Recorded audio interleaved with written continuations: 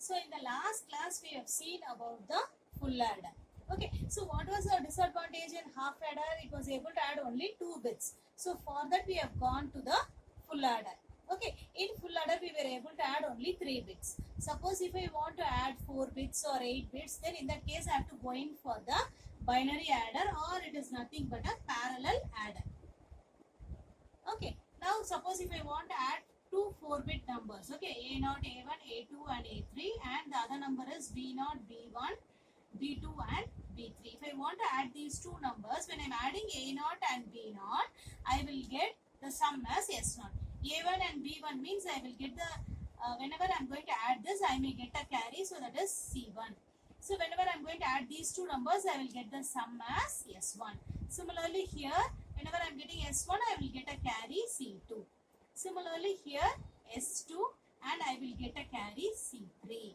So and I will get S4 and finally my carry C4. Okay, now for adding a single bit, that is I am going to add 4 bits, so I will be using 4 full adders. Okay, so now I will just draw 4 full adders.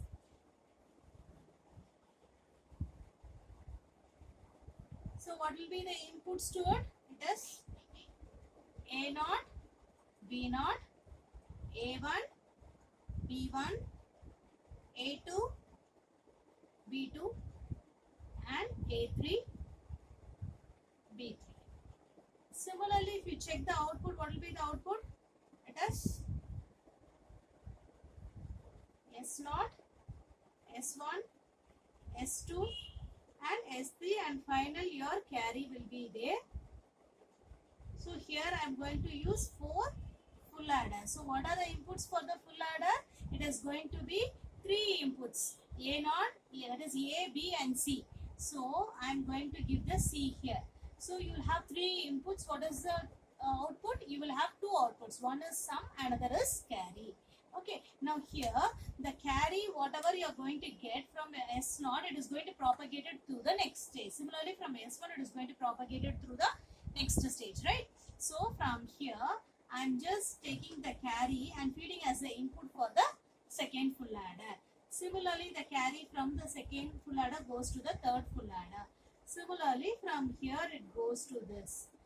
Okay, this completes the circuit of the binary adder. So what we have done, we have just taken 4 full adders and we have given the inputs A and B, and the initial carry is given, and whenever you are going to add the first digit, you are going to get a carry that is going to get propagated. Okay, now let us take like one full adder. If it is going to have the propagation delay of 30 nanoseconds. Okay, by the time when I want to compute my result S3, so it has to pass through the two full adders to get the final output. Okay, so initially if I am going to take for the 3 full adders 90 nanoseconds.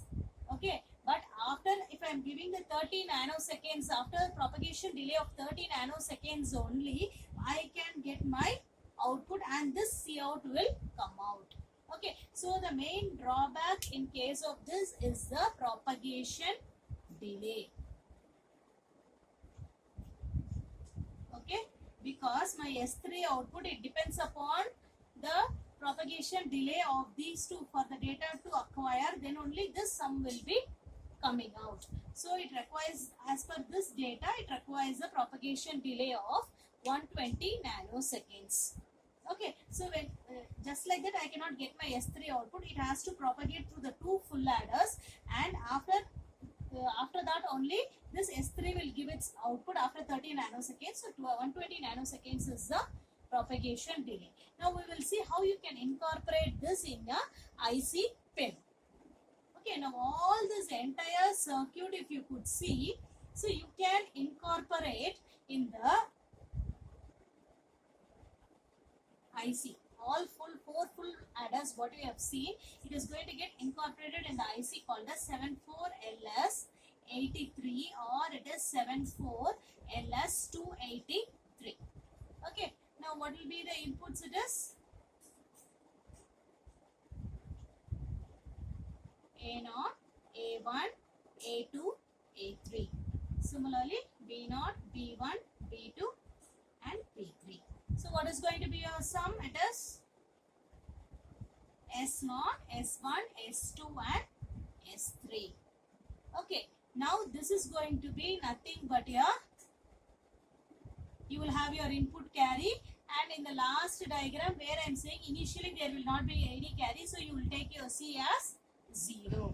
So you have 4-bit data being entered and it produces a sum, and you have your output carry.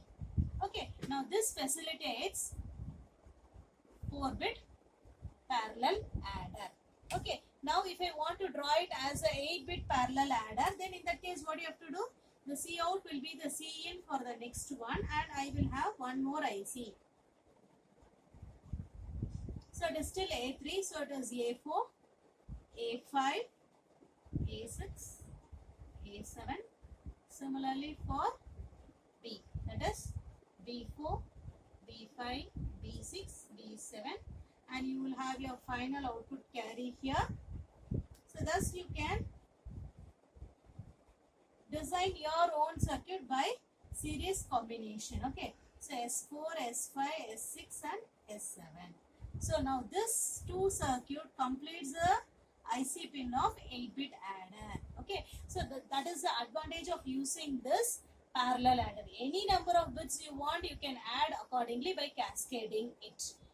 Okay, so now I will go in for my subtractor. So what is the function of subtraction? Generally you say it as A minus B, but in digital we will be performing the 2's complement subtraction. That means I will write my first number. For the second number, when I am going to put it as minus B, it indicates that I am taking the 1's complement. What is 1's complement? 0 means 1, 1 means 0. Okay, so in this case minus B, that is 1's complement, then plus 1. So this will give you the 2's complement of the number. How I will perform the subtraction? First number minus 1's complement plus 1 will give you the 2's complement. This is how I have to perform my subtraction. So the same circuit is going to exist, just we are going to, just little bit you are going to modify. That's all. So what will be there? A data will be as it is. It is going to be minus B. So what you have to do here? I am just going to add a NOT gate to each of my inputs. If it is going to be 8-bit adder, here also I will add the NOT gate. Now what is the function that is completed? Now the function that is completed is nothing but A minus B. Okay, now what you have to do? One more thing, plus 1 you have to add. So what I will do, I will make my carry as 1 for subtractor and 0 for adder. So this gives a function A minus B plus 1. So this satisfies the condition of the 8-bit subtractor. So is this clear, students? For addition it is A plus B. For subtraction it is A minus B plus 1, which will make your circuit. You can just modify certain things and make your circuit to add as either as your adder or subtractor. Thank you, students.